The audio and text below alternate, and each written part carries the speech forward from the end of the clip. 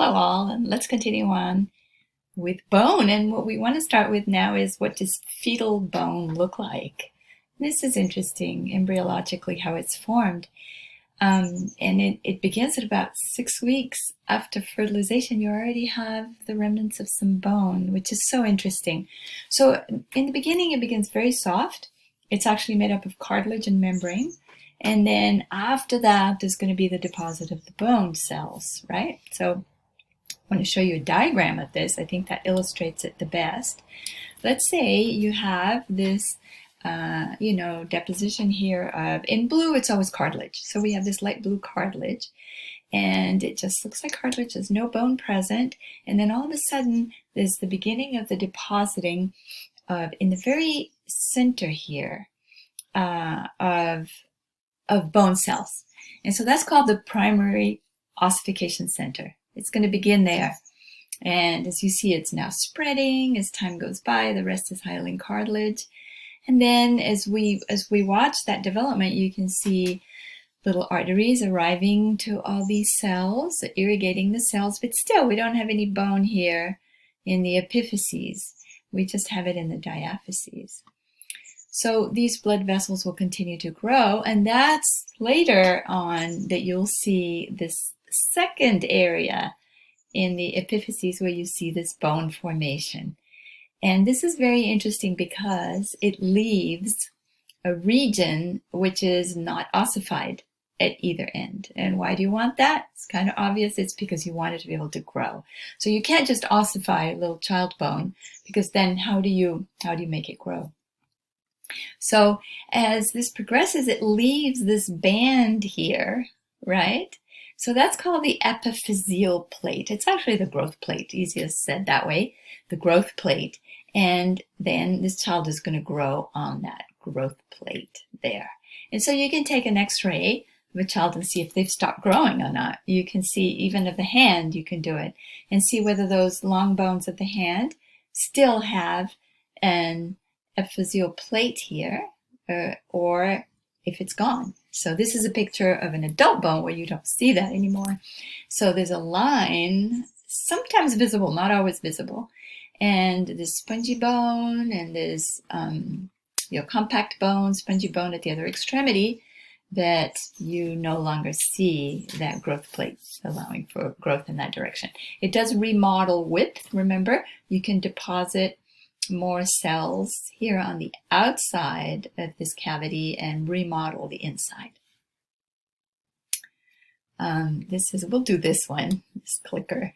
After James' arm healed, the cast came off and he had a bump on the side of his fracture. It's like a bump, too big a bump. Which cells would you imagine are working overtime to fix that bump that you don't want there? Osteocytes, osteoprogenitor cells, osteoclasts, or osteoblasts? And the answer is osteoclast. Just thought I'd show you a fetus of 16 weeks and how you can see some of the bones already, and the rib formation is all there, the vertebrae are there. It's pretty amazing. Very cool. Converted from cartilage. This is an x-ray where you can see those epiphyseal plates. So you don't see it here in the hand, but on this end, you see a little line, a little line, little line. That's where there's still space for growth. Pretty cool. When do they seal? Well, changes a lot. Between around 18 in females and 21 in males. There are some females that keep growing until they're 20, 21, 22. So these were all averages. Remodeling always occurs. I had told you that. And a very interesting statistic is that the distal region of the femur is fully replaced about every 6 months. More so if you are active. Very interesting. And the diaphysis of the femur changes, of course, more slowly.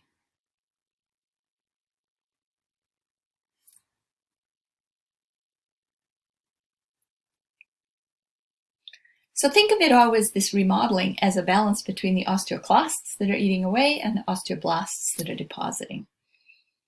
And what affects this growth is your diet, right? How much calcium and phosphorus in the diet, vitamins, especially A, C, and D, and how much force you put on that bone, right? The more you are exercising hard, your muscle is pulling on that bone. If it's pulling on that bone, it needs to have greater force to be able to support that pull of the muscle, so it will deposit more bone. And then you turn into a couch potato, and it takes away some of that bone. Then you decide, no, I'm going to go to the gym and do weights, and it deposits it again. So it's true that you lose it if you don't use it. The secondary ossification center is found in the, I'm going to let you do these. And let's look at something really important. You start in your careers, you probably see fractures. So how are these repaired? So this has been divided into steps to try and make sense of the process. It's of course not discrete, but it helps us visualize it. First of all, these are some of the different fractures. So if it's open and displaced, so it's displaced from itself and it's open because it's protruding from the skin. Green stick is like a branch when you bend it and a piece of it comes up, but not all of it. This is comminuted, which is smashed. You have lots of pieces here. And then you could have a linear one, just sort of like a crack, right? That's a linear fracture. And then as far as, in as much as the shape of it, of that break, it could be transverse, it could be oblique, or it could be spiral. So these three here have to do with the shape of that fracture. And here they're listed for you to look at, just because you'll be referring back to the PowerPoint. This is hard to see, but I was trying to do a clicker for you guys on what type of fracture would this be. And in this one, actually, he's still joined here, right? It didn't go all the way. So I think all we could say is transverse, though, because we don't have the green stick option on there. It's hard to see. Definitely not displaced or comminuted or linear. So my best pick there would be transverse. So the steps here are, first of all, it's going to bleed, right? You have a lot of bleeding. So that's the formation of a hematoma. And after that, the body has to make some sort of callus there before it deposits the bone again. That's sort of the long-term bone. So it does form a callus out of cartilage and fibers. So if it's both cartilage and fibers, it's a fibrocartilaginous callus. And that's meant to kind of secure it in the meantime, so to speak, until you can form a bony callus, which is when the cells, when those osteoblasts are going to migrate in and actually secrete matrix again and form a solid bone. And then the remodeling. So the remodeling is osteoclasts coming in and eating away at those extra pieces of bone that were deposited in excess, potentially. So in diagrams, you would have the hematoma. So you're going to have invasion of cells there and blood capillaries trying to get to this. And then the soft callus formation, which is not bone yet, but fibrocartilage. It's trying to deposit it there to fix that repair, to fix that breakage. Hard callus formation. And see how they're making it so that it's a little bumpy here, a little excessive. So it's united those broken pieces.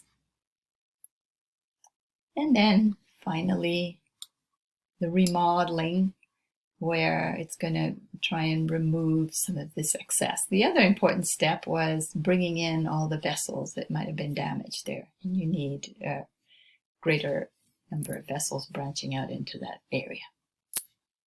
So those are the steps. We're going to skip that. And the last section I have for you here is aging and the skeleton. So osteopenia and osteoporosis and the difference between those. Osteopenia is a precursor to osteoporosis. It's when there is a low bone density. So if you had a bone density scan and you saw that that bone density was lower, but not yet, alarmingly lower, or not yet the disease of osteoporosis. So a step towards. And these are some gruesome pictures of the spongy bone that's actually fractured here. So these pieces are not united, and that would be a case of severe osteoporosis. And that's where we stop this. So I have one more slide. So another pathology, rickets. Rickets we don't see around here. It's not a condition that we see around our county, around here in California, where there's such a lack of calcium and vitamin D that this individual is kind of bow-legged, because you have the flexible bone, we have all those collagen fibers, but not enough of that calcium and phosphorus and phosphate. So that's showing that in this child here. Oh, that's right, I did put a few more slides in to remind you of some structures of bone. So if you look at the spine in the anterior view, we have breakfast at 7. That's how you're going to remember 7 vertebrae that are cervical. And then thoracic, lunch at 12. That's how you were going to remember that there are 12 that are thoracic. And early dinner at 5, which is lumbar. Okay, and these are the different vertebrae making up the spine. I don't know if you remember all this vocabulary. I'm trying to remind you of all this. This is spinous process is what protrudes posteriorly, and this is the corpus or the body, we called it. And then laterally are the transverse processes. Transverse process, spinous process, and vertebral foramen. Another important location that mostly with fractures or where this person is hurting in the spine is this region here and this region here. So for those, there is the pedicle, is this sort of bridge is the pedicle. And yeah, let's leave it at that. We need to know this is the region where there could be damage because it's a weakened area. So that sort of pre-establishes the potential for fracturing or for damage at that area. And do you remember the bones in the skull? So bones of the skull, we have frontal, parietal, occipital, temporal, and the sphenoid we don't really see very well when we're looking at the closed skull. This has been opened here. And I'm going to cut this short, but we have the mandible and the maxilla and the zygomatic bone. I'm going to leave you some pictures later on just to try and review those on your own, where you would have them labeled. Okay, the other labeled ones here are nasal, here, and ethmoid that you can't see unless this is opened up. All right, so we're going to leave it at that for bones. And thanks for listening.